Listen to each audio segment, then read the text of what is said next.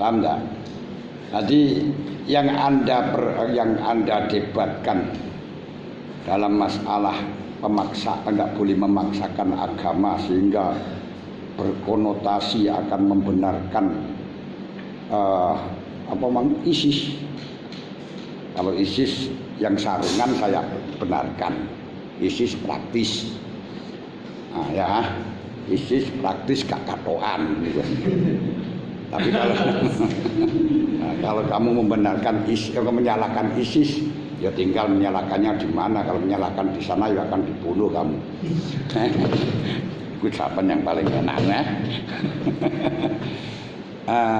Ya inilah perlu kita bicara relasi agama dan negara. Mana yang menjadi wilayahnya agamawan sehingga boleh mengambil mazhab manapun, mana yang tidak boleh tapi harus mengikuti mazhabnya pemerintah.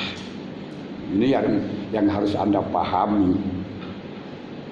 Nah, sedangkan perbedaan itu konsep secara dasar yang dalam implementasinya tetap sesuai dengan yang berlaku di pemerintahan. Tidak bisa Anda milih yang macam itu terus menjadi teroris, nggak boleh, jelas nggak boleh. Nah, dalam hal ini yang memang harus betul-betul kita mengkaji fikih bahwa ilmu yang mamduhah, ilmu niku kalau menurut Imam Ghazali enek mazmum, enek mamduhah, enek mahmudah, enek mazmumah.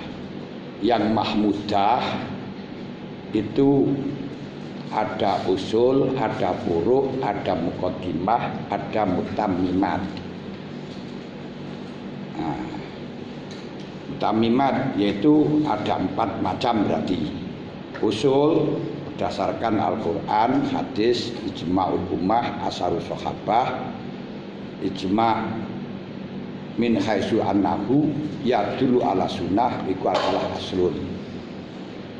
Kedua, furu' ma fuhima minal usul atau ma fuhima minal usul min hadzal usul la bimujabi al-fatihah bal bima'anin tunabbihu lahal ukun. Ini kita harus paham juga fikih itu biar kita tidak tekstual, sehingga apa yang ada dalam rumusan fikih itu Anda jadikan untuk menjawab problematika di masyarakat sesuai dengan teks, maka kamu akan dolalum mubin. Karena apa? Karena al-jumud alal mangkulat lafid dolalim mubin. Nah, karena yang memang kita akui bahwa konsep-konsep fikih yang ada di dalam kutubus salaf itu sesuai dengan zamannya, yang relevan kapan saja dalam cara mengkaji kalau memang kita jadikan sebagai historis historical student, historis di dalam menyampaikan pelajaran. Contoh yang paling gampang saja, kalau dalam fikih Anda dikatakan menjual pedang pada orang kafir itu adalah tidak sah, padahal itu tidak ada dalil yang sharih dari usul. Kenapa? Karena itu nanti akan digunakan merangi orang Islam. Nah, itu zaman dulu. Kalau sekarang nggak ada perangan dengan pakai pedang. Malah pakai pedang sudah akan mendekat, sudah mati dulu. Makanya sudah tidak masuk lagi. Makanya sekarang ya harus boleh. Karena apa? Matu nabihul lahal ukul, yaitu untuk bikin madurat kepada kita. Sekarang tidakkah pedang itu untuk madurat kepada kita? Nah, termasuk dalam masalah akad kirot itu harus dengan menggunakan nakdun, karena akan menimbulkan, kalau tidak nakdun tidak sah karena akan membuat pekerjaan, memberi beban pekerjaan terhadap hamil yang bukan urusan dari kirot. Nah kalau sekarang nakdun malah justru nggak sah, sebab nakdun akan membuat pekerjaan yang malah justru akan membuat pekerjaan yang tidak masuk di dalam kirot. Nah ini diantaranya saja. Ini yang paling penting yang kita rumuskan dalam masalah urusan furu'. Kemudian ya jadi kalau dalam syariat dikatakan, dalam hadis dikatakan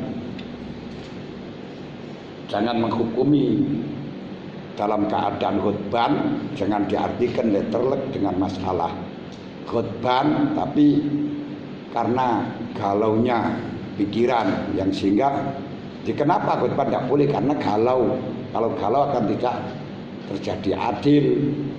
Maka dalam segala kegalauan atau hal-hal yang mengakibatkan tidak adil, yaitu menghukumi pada saudaranya, ini masuk di dalam hadis tersebut.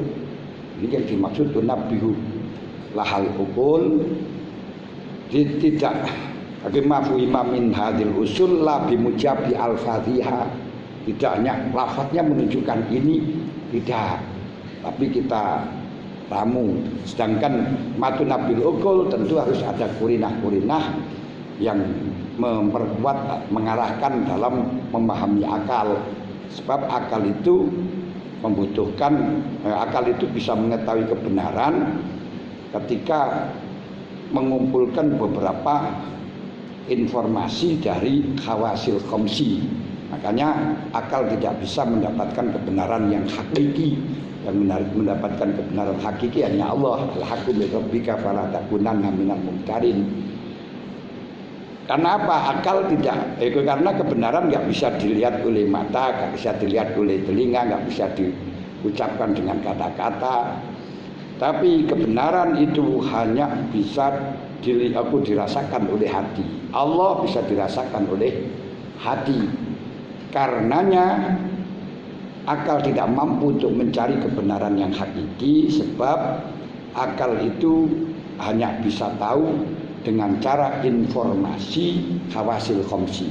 Kalau kamu tanya akal, ini rupanya apa? Tidak tahu. Warnanya apa? Tidak tahu, kecuali ada informasi dari penglihatan. Ketika penglihatannya kabur, maka persepsi akal juga akan kabur. Makanya kuburan akhirnya nyebut kubrat ya. Saya mau coba kubrat, nopo matanya kabur, nunnya jadi tak, walang jadi lawang. Ini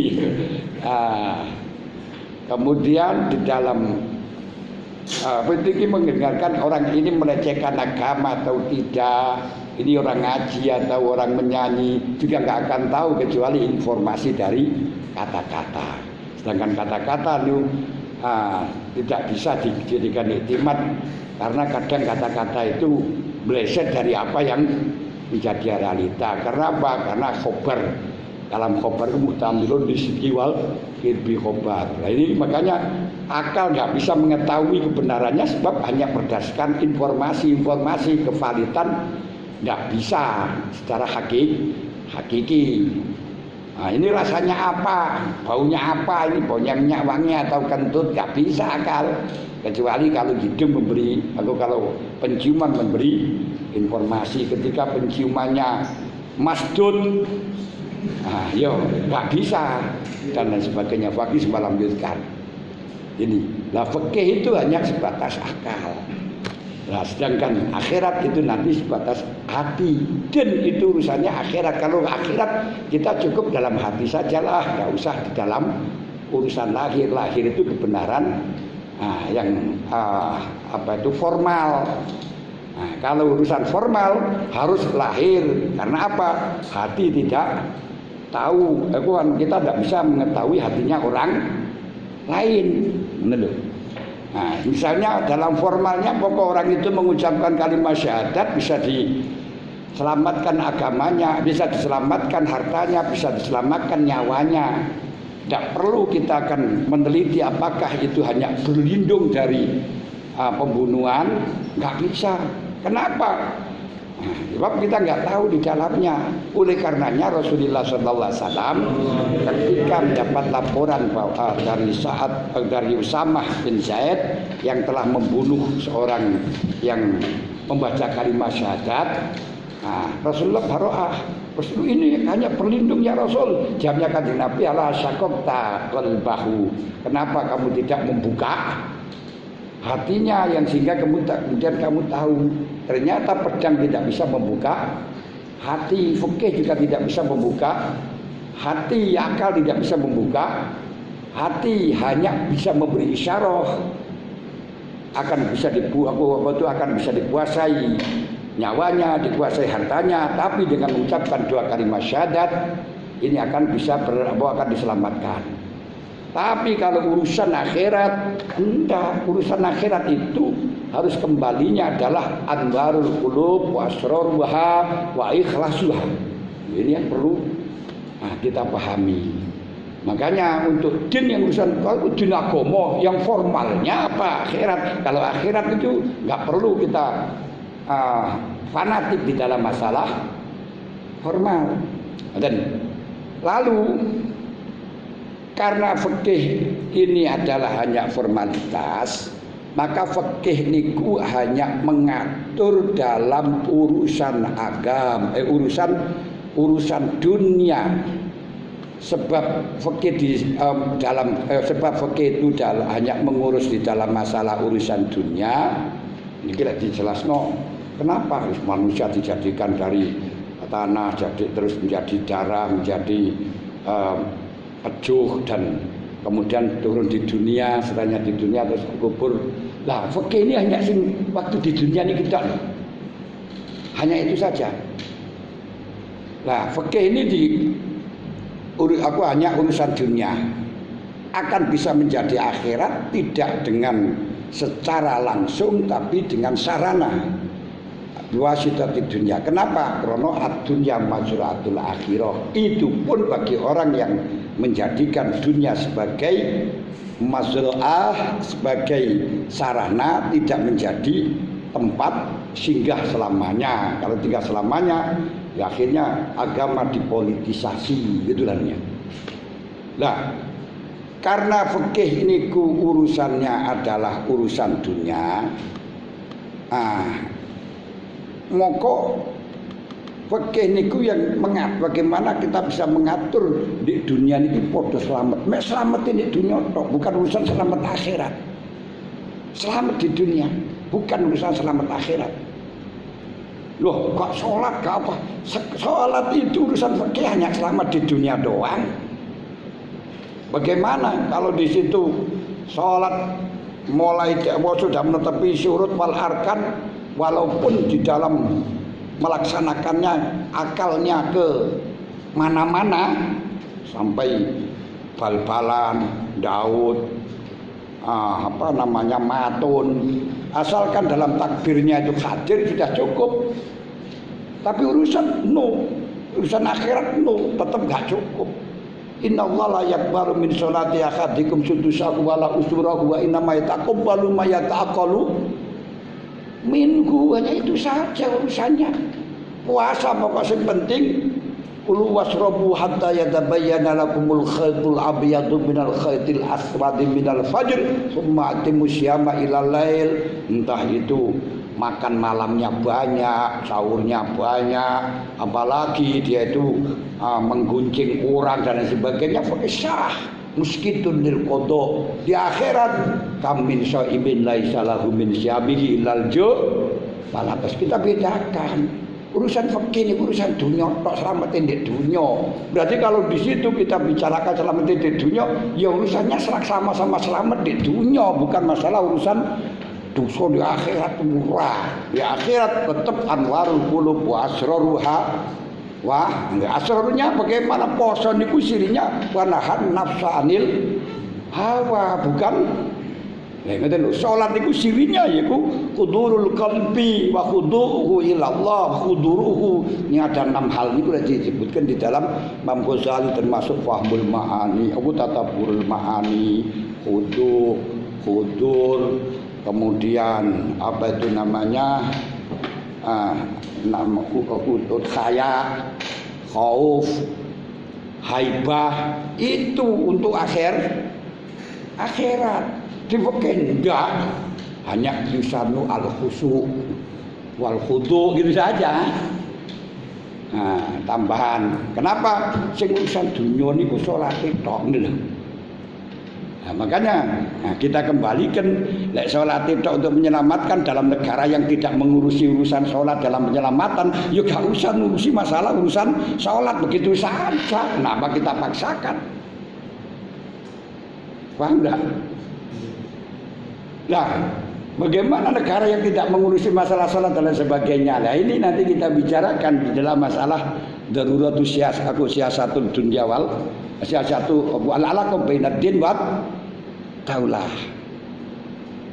Nah, haji ini yang penting gini, al-hajju arafah dengan surut rukun, tapi fikih hadir karena haji tidak bisa tanpa ada sangu, tanpa ada bekal. Ini urusan ngono, tanpa harus pengawasan yang menjaga keamanan dan lain sebagainya. Maka kehadiran pemerintah dalam hal ini harus, karena aku juga urusan akhirat, karena menjadi sarana aslinya haji tok. Mulane lek wali ngono ora usah mikir apa-apa iso ngilang ngono kae iso balik ngono wis cukup ngono lho. Ora usah perlu modal-modalan.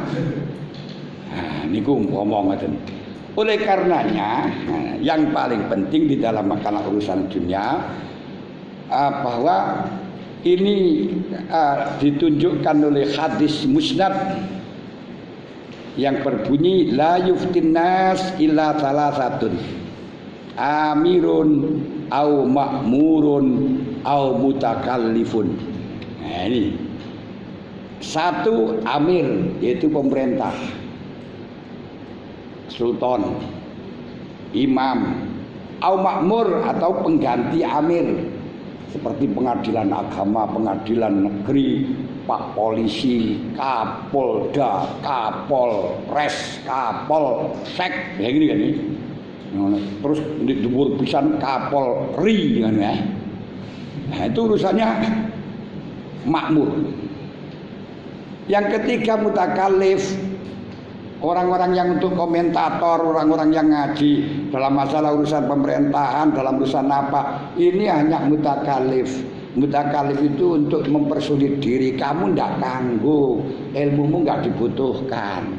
Andai kata pemerintah sudah mampu di dalam fikih, mampu di dalam hukum, kamu buat apa? Bengok-bengok tidak akan ada gunanya, ya kan?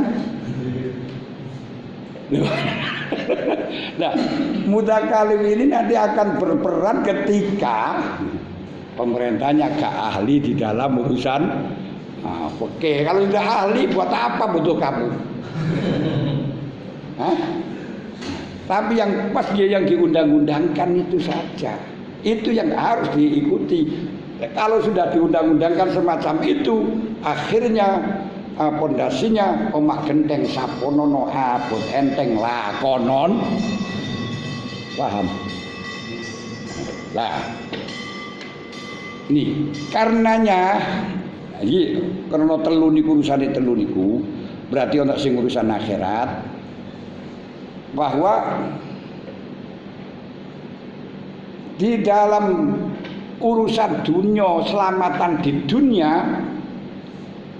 ini tentu harus bisa karena di dunia ini atau apalagi di dalam bangsa ini berbagai macam suku, berbagai macam agama, berbagai macam budaya, berbagai macam kesenangan, berbagai macam hobi, berbagai macam apapun. Nah, tapi tidak semuanya harus dilindungi.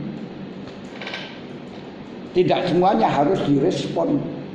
Boleh selama tidak mengganggu kepada orang lain. yang harus dilindungi oleh pemerintah, yaitu kebutuhan yang bisa merukunkan semua penduduk, semua ahli negara yang disepakati oleh semua agama. Nah, apa yang disepakati oleh semua agama termasuk Khidduddin. Semua agama sepakat untuk membela agamanya. Tidak ada satupun agama yang tidak fanatik dengan agamanya.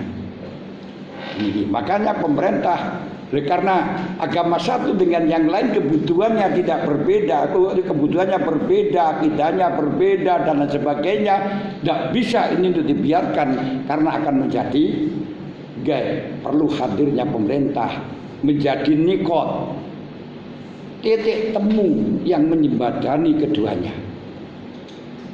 Paham? Kedua, Khidduddin khibun nasl, yaitu pernikahan. Loh, semua agama, semua masyarakat, bahkan sampai binatang saja butuh nikah. Makanya nikah itu apakah ajaran agama Islam apa bukan? Menurut Imam Syafi'i bukan ibadah. Walaupun menurut Abu Hanifah termasuk ibadah. Ini kalau saya bicara dalilnya Syafi'i dari Hanafi melenceng ini sudah sampai sini saja sudah terlalu panjang. Itu zaman namanya kaji sendiri. Tapi yang jelas kenapa? Karena itu kebutuhan semua. Sampai kebutuhan binatang, bukan kebutuhan orang Islam. Tapi bukan orang Islam tidak butuh. Ngomong kafir, ngomong bodoh, ora sekolah ya butuh nikah. Jadi kenapa butuh nikah? Nah ini yo panjang lagi. Krono mari mangan terus mesti fakala fabadat lahuma sau'atuhuma, setelah karena butuhnya makan, setelahnya makan badat lahuma sau'atuhuma, sau'anya kelihatan. Kalau sau'anya kelihatan berarti ya menuntut. Nah, yang laki-laki menuntut urusan wanita nuntut laki-laki, dan itu masalah yang sangat sensitif. Walaupun toh di dalam kelihatannya remeh, bahkan bisa mengalahkan agama, bahkan bisa mengalahkan negara, harta dan lain sebagainya. Tidak ada orang yang mengorbankan jabatan, orang yang mengorbankan nikah demi jabatan, tapi mengorbankan jabatan demi nikah sapirang-pirang. Bisa mengorbankan tanah kelahirannya demi wanita, bukan mengorbankan wanita demi tanah kelahirannya. Gak mampu mengorbankan wanita ini, tapi mengorbankan tanah kelahirannya seperti pada wanita. Gak percaya, saya sendiri ngalamin tuh.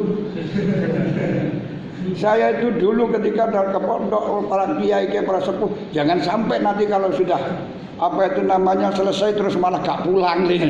Tapi kalah dengan wanita, akhirnya nggak pulang. Sini kalau kita lihat itu khidul nafas, khidul akal. Semua manusia membutuhkan pendidikan. Berpikir ini juga harus kita lindungi. Kemudian khidul mal, khidul nafas. Semua agama melarang untuk melukai, untuk membunuh siapa? Oh ini mursafi tapi yang dibunuh gak mau, itu juga melarang. Betulnya. Makanya jangan menuruti orang yang ingin membunuh. Dilihat yang dibunuh mau ndak. Gitu loh. Nah, dalam masalah harta semuanya manusia butuh harta, modal. Mergo manusia itu hidup butuh modal. Tanpa modal madil, tanpa biaya-biayaan, tanpa pulus mampus. Nah, ke-6 ada irdun, harga diri. Nah, harga diri semua orang tidak mau dilecehkan. Nah, inilah hadirnya pemerintah, hadirnya negara untuk melindungi yang semacam ini dengan prinsip Bhinneka Tunggal Ika. Bermacam-macam suku, bermacam-macam bangsa, bermacam-macam negara, bermacam-macam adat istiadat, tapi tetap dijadikan satu yaitu satu negara, satu bahasa, satu bangsa, satu tanah air. Nah, ini hadirannya. Berarti tugasnya apa? Yang melindungi itu yang urusan jopo. Jangan terus fikih akhirat kamu masukkan dalam fikih dunia, jangan fikih dunia kamu masukkan dalam fikih akhirat, itu orang yang nggak paham. Nah, di dalam hal ini saya tulis semuanya ini nanti loh, kok ramet tuh. Hah? Ya wis, itu sudah saya copy. Nanti dipelajari. Nah, waktu nih terus entek emang. Nah, di dalam prakteknya negara khilafah, khilafah itu nubuwah dengan apa selaku negara bangsa, fihi farikun.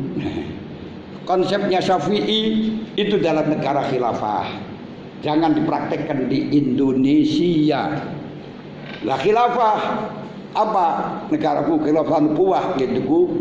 Kemarin sudah saya sampaikan al-imam man lahu riyasatun amatun fid dunya wal akhirah, karena memang Nabi diutus untuk menyelamatkan dunia dan akhirat. Setelahnya 30 tahun tidak bisa, tidak ada orang yang bisa mempunyai amatun fid dunya wal akhirah.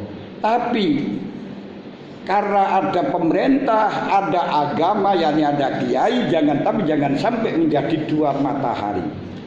Setiap ada dua matahari dead. Nah, lalu bagaimana? Bagi-bagi mataharinya. Nah, gitu loh. Nah, bagi-baginya bagaimana? Untuk urusan pemerintah, kekuasaannya memang menyeluruh, tapi hanya sebatas urusan lahir belaka. Gini gue sing urusan niki mang, yaitu yang disepakati oleh keseluruhannya. Yang gitu lah nih. Jadi apakah menurut Hanafi boleh? Menurut Syafi'i boleh dibunuh, menurut Hanafi nggak boleh. Ini pemerintah ngambil yang mana? Nah, di situ maka harus kita patuh dan tunduk. Kiai pun wali pun harus patuh tunduk. Karena dia punya kekuasaan yang amah, yang umum, hukmu alil amah, tapi dalam masalah lahir. Nah, untuk urusan batin, urusan ibadah yang secara mahdoh, urusan pribadi dalam urusan akhirat, pemerintah tidak boleh untuk campur tangan. Makanya dari sini perlu Anda mengkaji kenapa Ibnu Hajar sampai mengatakan yakrumu sholatul khamsi, kemudian salat raghaib, terus yajibu ala wulatil amri man huwa wa nahyuha wa ta'ziru man fa'alaha. Ini mengurusi urusan pribadi pemerintah, gak boleh itu. Pemerintah mewajibkan puasa, gak boleh. Makanya sampai kaji kenapa dalam sholat istisqa kok di situ kalau diwajibkan puasa dan zakat fihi nazarun. Dasar pakai dasar apa itu? Ini perlu kita kaji. Ini bukan salah, itu juga pandangannya mungkin pandangannya karena pandangan amah. Ya, tapi amah ini sebenarnya masuk wilayah amah atau wilayah khusus, hanya itu saja urusannya. Nah, yang disalah dalam masalah mandang. Tapi hak semuanya untuk berpendapat dalam hal itu. Tapi ya, ketika digunakan pemerintah harus ada kesepakatan semuanya. Lalu urusan agama ini urusan pribadi. Ketika disitu oleh pemerintah sudah diputuskan tolak, akan jadi tolak walaupun tidak terbukti. Tapi kalau tidak ada sengketa, tidak ada keputusan, misalnya sudah nikah, dia menolak 3 kali, kan tidak ada keputusan tolak, tapi tidak ada keputusan apa-apa. Yo, kalau kamu beragama jangan dilakukan. Untuk berkumpul, bersetubuh, tidak boleh. Urusan agama, urusan pribadi. Pemerintah tidak. Karena secara formal. Paham tak ini? Nanti loh, bisa ditolak 3 nih, salah syariat. Ya salah syariat itu urusannya pribadi. Jangan kau lakukan. Tapi kita tidak bisa untuk memaksakan. Karena secara formal, di dalam formalnya adalah dengan legalitas. Fakih malam militer iki urusannya. Lah sing urusan din ini adalah ulama alladzina hum warasatul anbiya. Ya, karena urusan din ini ulama alladzina warasatul anbiya, orang-orang awam sering tidak memahami. Makanya Nabi Musa saja gak memahami dengan keinginannya Nabi Khidir.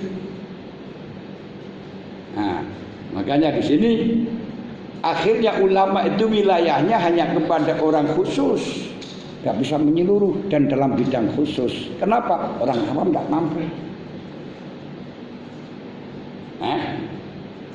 Nah, untuk orang awam bagaimana? Untuk orang awam bagiannya muat yang universal, kon salat, kon poso, kon zakat, kon kutok. Itu seperti yang dikatakan oleh Imam Ghazali.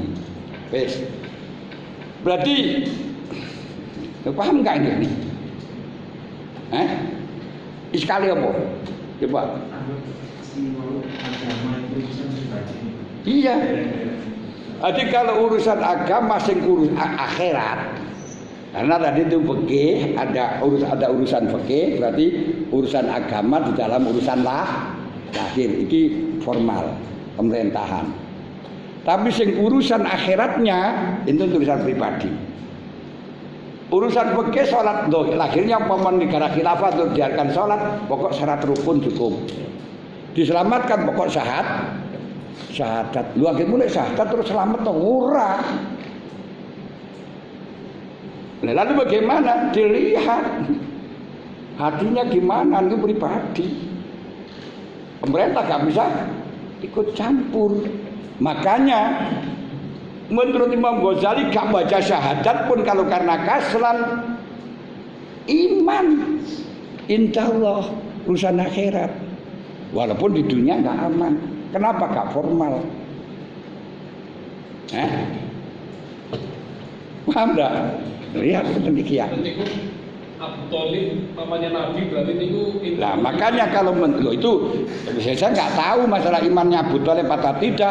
Namun dari pendapat itu dikembangkan di dalam Asnal Mathalib linajati Abu Thalib dikatakan iman korenahnya. Tapi korena itu pun tidak bisa membuka urusan hati.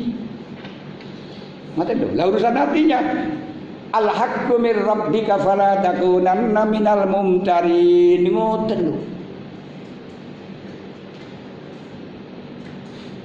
Kecuali nanti orang-orang yang dikasih muka safah. Makanya kadang orang lain gak mampu karena menyibak di dalam hati. Nabi Khidir mampu menyibak dalam hati. Kenapa? Bahwa di sini ada apa tuh masafina tu bahkan lima sakina ya'maluna fil bahri bisa menetapkan. Wa amal gulamu fakana abawahu mu'minaini fa khasina yurhiqahuma tughyana wa kufra bisa menetapkan.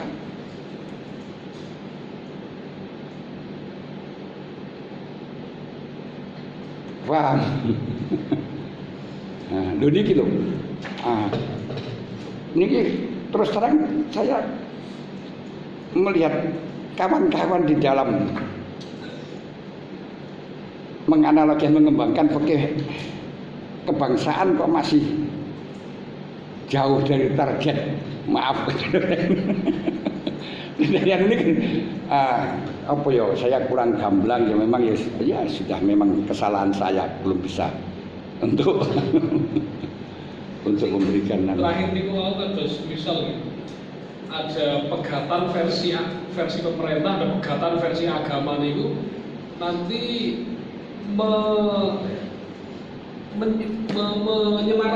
menyelaraskan urusan dunia, urusan pemerintah. Tapi urusan dosa enggak. Itu urusanmu bainana wa bainallahu ta'ala. Berani enggak kamu? Itu aja lah. Bisa jadi seorang pemerintah belum pegatan tapi seorang agama sudah pegatan. Iya. Nah, kalau sudah nyolak 3 kali tapi belum ada pegatan formal. Ini pegatan secara syariat. Karena pegatan secara syariat itu urusanmu dengan Allah. Kamu berani enggak? Nah, kamu berani ya sudah. Hah? Tapi kalau pegatannya secara agama, secara pemerintah tidak boleh. Karena apa? Ini akan terjadi gejolak. Tetap tidak boleh berhubungan gitu. Tak boleh, walaupun di situ bisa dengan saksi zur, tetap tak boleh. Secara agama belum pegatan gitu. Tapi tetap Ya, harus diikuti. iya tak boleh. Itu halal musah zahiran wa batinan dalam urusan pemerintah. Kenapa kok sadar dari luar? Karena punya kekuasaan secara umum. Ini gitu. Ini gitu. Jadi ada pengotak-ngotakan akhirnya. loh, mulanya ini yang akan saya sampaikan di dalam relasi agama dan negara ini loh, saling membutuhkan tapi beda kekuasaan. Makanya kita tapi belum selesai ya doh, ya kita udah habis bukan waktunya kalau menjelaskan keadaannya. Adik jangan sampai ada matahari dua, kalau dengan matahari pasti akan hancur. Laukana aliyatun bisama iwal ard bisama watul ard halakan. Berarti tapi ada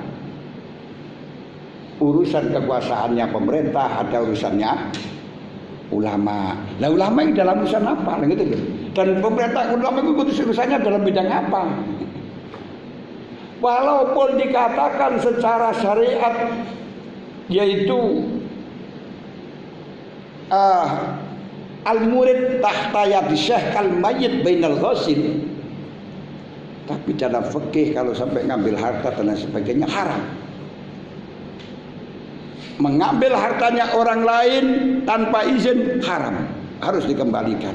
Tapi secara syariat enggak.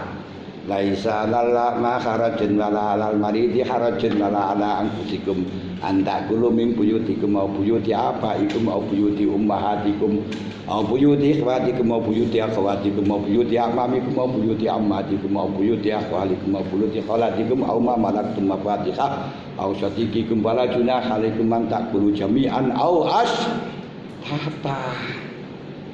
Gak apa-apa. Mari doa layak hidup paling tapi di binafsin. Tapi di binafsin ini gak ada yang tahu.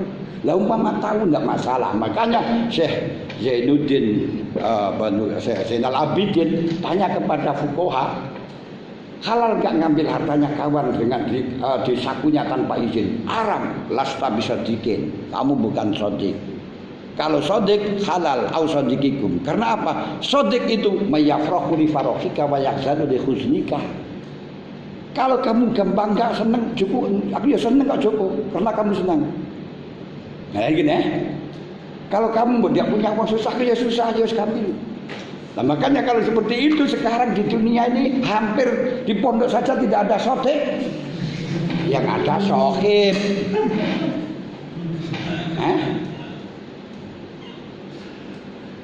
Nah gitu ya. Lu tengok iku lan ini. Yang mulane sidikin itu sidikin wasyuhada wasalikin wah ini hebat banget tingkatannya. Tapi yo hampir enggak ada, tapi ya ada. Ngono lho Nah, segala seperti Abu Yazid Al-Bastami, Sufyan Tsauri setelah datang barang-barangnya dihabiskan teman-temannya. Agama mayunabdi ulama usoleh. Ini yang saya ingatkan dari ulama soleh. Bagus sampean niku lho. Nah, lha iki sing gorengane tingkatane mun-mun iku. Itu hadza sodiki. Ya anu aja lah semacam hasan aja ngono. Boleh hakikatan bukan sodik ini tuh. Yes, sohibi ngono sih. Bisa. Boleh pacari. Pacari ku sementara tok. Terus terbatas juga enggak banyak apa paling banyak nih. Definisi maya farahuri farahika wa yakzanu li kuzlika. Iku tok lho wis. Enggak ada sekarang.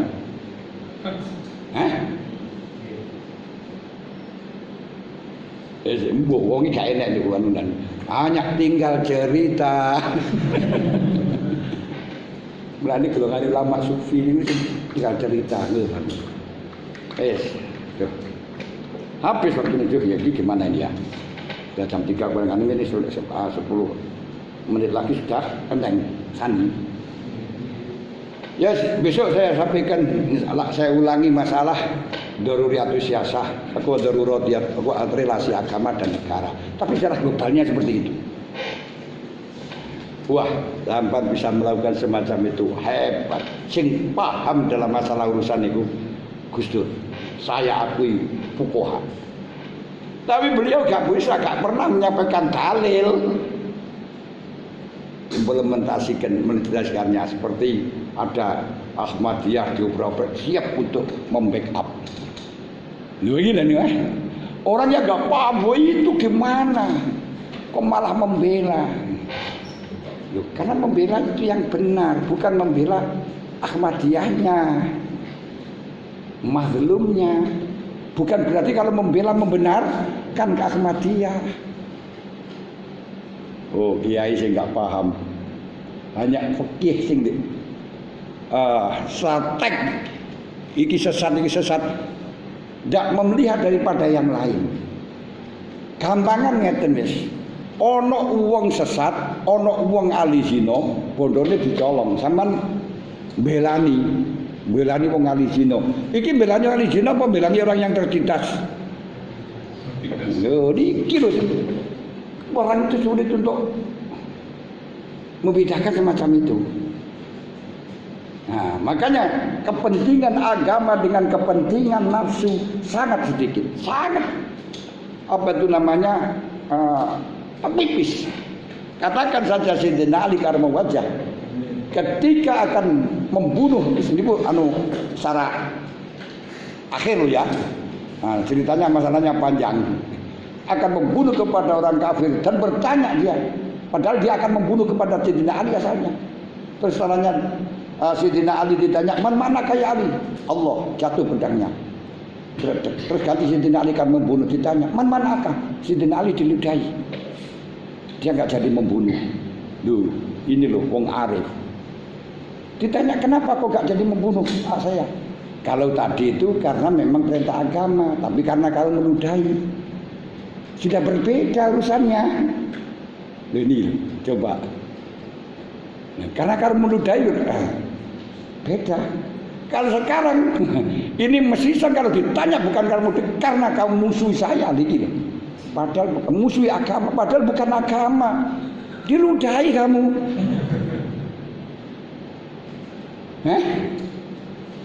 Ini loh. Ya Masya Allah. Orang malah justru dalam urusan untuk mendapatkan tapi dibingkai agama. Jadi lihat membela aku yang agamanya tadi itu ketika diludahi sudah berbeda, marah. Pikirkan, sehingga antara nih formal dengan urusan hati. Masya Allah. Sudah. Wallahu alam bisa wal khotok. Padahal ini pelajarannya tinggal 2 kali lagi. Ya karena katanya hanya segini dan saya yakin teman-teman ini juga termasuk sudah bisa baca kitab sendiri. Saya hanya sekedar mengantarkan seperti ini saja. Anda kan mencari penguat dan pengkajian. Yang mereka semacam ini masuk katanya diterang seperti pelajaran satu lagi sekolah meneh ini ya. Program-program S2. S2 ini ya memang hanya seperti itu terus Anda untuk mengembangkan. Paham? Nah, kalau Anda gak mau mutola'ah hanya ingin apa yang aku mendapatkan apa yang saya sampaikan terus ya hancur. Gak dapat apa-apa. Wallahualam bisawab wal khata. Mudah-mudahan apa yang saya sampaikan ini ada manfaatnya. Yang jelas jangankan Anda, saya sendiri gak puas. Jangankan Anda, saya sendiri menyampaikan ini gak puas. Kenapa? Hanya sekelumit yang saya sampaikan. Tapi lebih baik menyesal tidak menyampaikan daripada menyesal telah menyampaikan. Al-Fatihah.